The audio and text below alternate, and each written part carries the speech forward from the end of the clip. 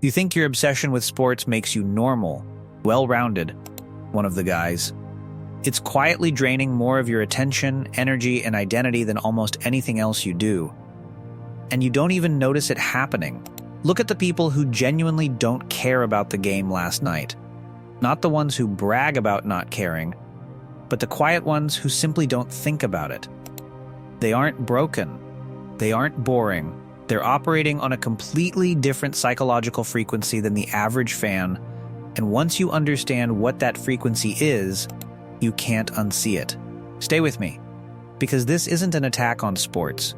It's a study of what happens to a person when they stop outsourcing their entire emotional life to 22 strangers in a stadium. I've watched grown men cry over a playoff loss and barely flinch when their own kid gets a bad grade. I'm not going to sugarcoat what's underneath that. There are 5 quiet traits that define people who don't obsess over sports, and every one is something you can borrow. The first one is simple. They refuse to outsource their emotions to outcomes they can't control. Most fans treat a Sunday game like a referendum on their own self-worth. A win and they float all week. A loss and the whole house feels poisoned. Psychologists call this affective spillover. In plain English, your brain doesn't fully separate something that happened to you from something that happened to a team you identify with. The people who don't obsess have a thermostat set from the inside. Their mood comes from their work, their relationships, their body. Notice the next time a result wrecks your night. Ask what in your actual life moved an inch because of it. Build your mood on things you can touch. Here's the second truth. They guard their attention like it's money, because it is. The average diehard fan burns 15 to 20 hours a week on games, highlights, podcasts, and arguments online. That's a part-time job spent watching other men chase their dreams. Research on attention residue shows that even the leftover thinking, replaying a play, refreshing a score, quietly drains your focus for hours afterward. The non-obsessed don't moralize about this. They just notice the math. Pick one season this year and track the real hours.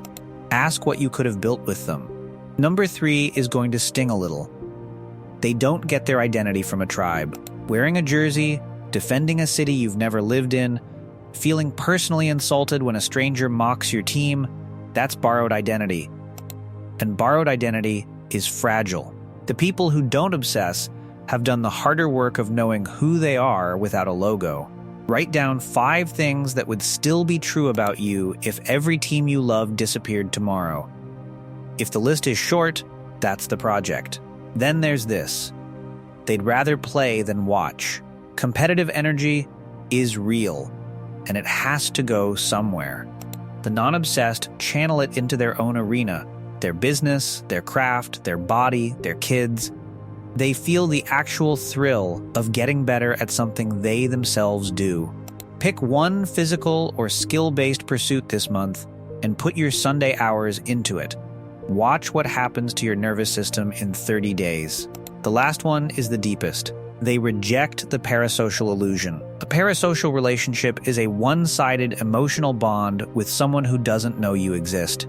Cheering players who would walk past you without a glance. Defending franchises that would raise your ticket prices tomorrow, that's a transaction dressed up as love. People who don't obsess see the exchange clearly and opt out. Reserve that level of loyalty for humans whose names you actually know. Here's the reframe, and this is the part most people miss. The issue was never sports. The issue is what sports quietly replaced. Your own arena, your own team, your own scoreboard.